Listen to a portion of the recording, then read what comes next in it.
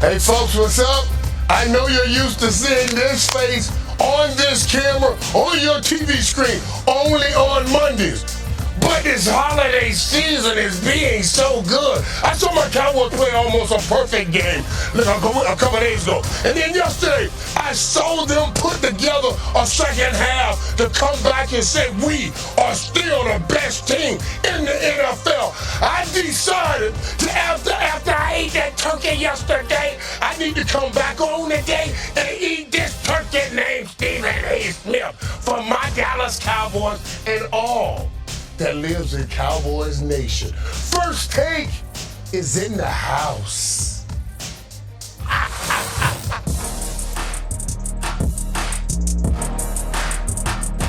Should have handed the ball to Elliott, up the middle, smashing and dashing and walking the dog. Touchdown Ezekiel Elliott. Handoff Barkley into the end zone, touchdown Giants. And they answer the Cowboys score. To the right, throws it to Schultz, diving to the goal line. Touchdown, Cowboys. 2 for Dalton Schultz. 2 for you. It was a win. It was a win against a division opponent. And sometimes all that matters is the win. All that matters. Good morning. Welcome into First Take. Thank you for being with us. I hope you had a wonderful Thanksgiving. Stephen A., good morning. Good morning, to see you. Michael Irvin, now that all the pleasantries are out of the way, I just want to know if a hobbled New York Giants team went into Jerry's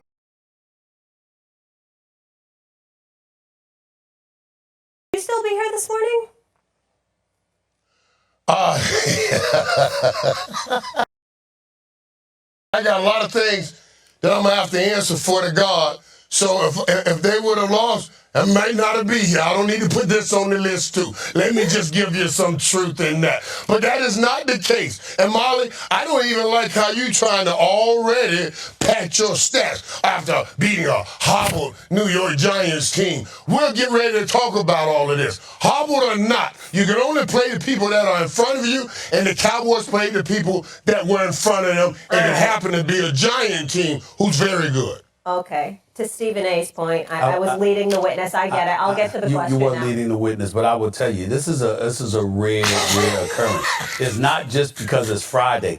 This might be the first time in television history I've actually seen Michael Irvin wearing a decent suit. Yeah, with a no, that matching looks tie great. and pocket square. Very Very good. I mean, it usually don't happen. I mean, it's a miracle. For the holidays. This is a miracle. He's looking pretty damn sharp this morning. That's the first time that I've ever seen him with an outfit, and I went like this. I wouldn't mind wearing that. I think I could wear that. This is the first time. It's the first time. I give it to you.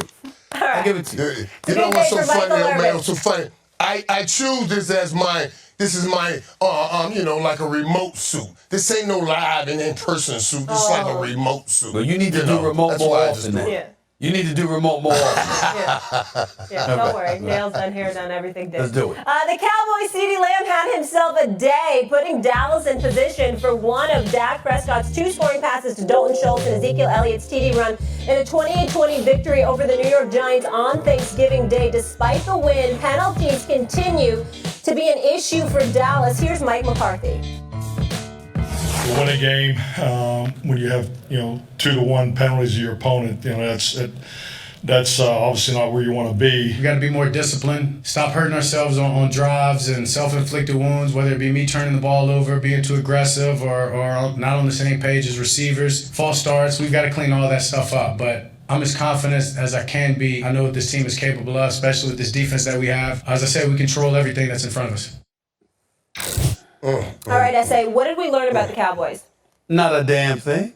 There's nothing that we learned from the Dallas Cowboys yesterday that we didn't suspect about them coming into the game. We could sit up here post-Thanksgiving and act like something special happened yesterday. Nothing special happened yesterday. The fact of the matter is they were going up against a team that was clearly inferior and that was undermanned, to say the least. I mean, their number one wide receiver, Shepard, is out for the year, okay? Darius Slayton can do but only so much. Saquon Barkley, if you're stacking a box with 8 people, what's he supposed to do? And Daniel Jones is like a deer in headlights. I've never seen so many passes thrown to the knees and the ankles of receivers on the move in my life. That's what Daniel Jones did yesterday. So you don't have a number one quarterback. You don't have a number one receiver. You're depleted on your offensive line, okay? All right, what did you expect? The fact of the matter is it was a shock, an absolute shock, that the Dallas Cowboys were literally down by halftime. It was a shock that the New York Giants had a lead. It was a shock that the Giants weren't annihilated throughout the game, and it just was happened in the second half. I'm not getting caught up in all of this stuff. You think this stuff tells us something about the New York Giants? They ain't the San Francisco 49ers. They ain't the Philadelphia Eagles. Hell, they ain't even the Tampa Bay Buccaneers.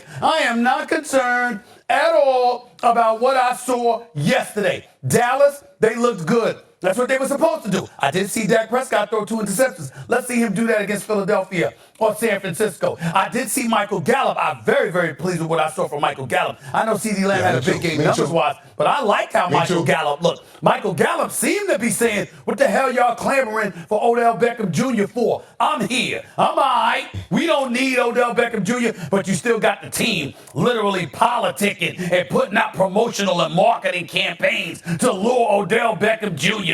to Big D. This is how desperate the Dallas Cowboys are. So I hear all the bloviating. I hear all the talking. I hear how y'all think y'all something special and all of this other stuff. But we ain't learned a damn thing yesterday. Not Thanksgiving Day. I'm sorry. Matter of fact, the Giants look like they overate. They look like they came in there stuffed. They look like they came in there a bit bloated because that's how they played in the second half. I ain't get caught up in all of that nonsense. This means absolutely nothing to me. This is no litmus test. They just got another W. Congratulations to them. But I did see those 13 penalties, and that reminds me of the 14 penalties they had in the postseason. See, as things change, they remain the same. Just be patient, y'all. Just be patient. They're just showing you things that can happen that's going to mess it up for them.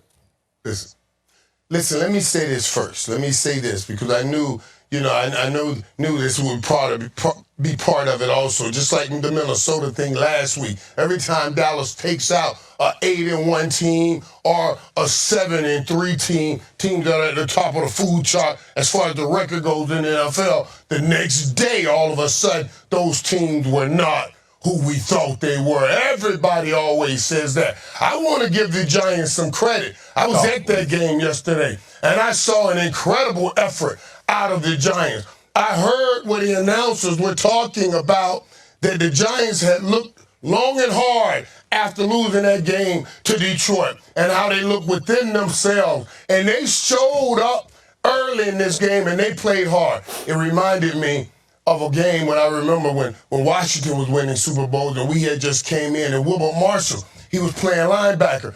And we started the game, and we were like, we're going to beat them. I mean, it was 1-13 or 3-13 or 1-15 years. I said, we're going to beat them today. And we were moving the ball. We were doing great. And Wilbert Marshall said to his defense, calm down, everybody. They're just excited. Once the excitement goes away, we're going to commence to whooping on their butt. And that's exactly what they did, because they were a championship team and we were not. I put too much on Dallas because I expected to see the same game plan and the same team I saw last Sunday against Minnesota, which is in that 11-game stretch, the 11-day stretch. They played 3 games. To play the Giants that last game, the Giants played so hard and so admirably. And then the Cowboys find their way to the second half of that game. This is the 3rd game in 11 days. It reminded me of that Washington team and that Wilbur Marshall, those teams that they won a championship with. And I said, this is what a championship team is. It absorbs the blow. When you're on the 3rd game in 11 days, they absorb that blow.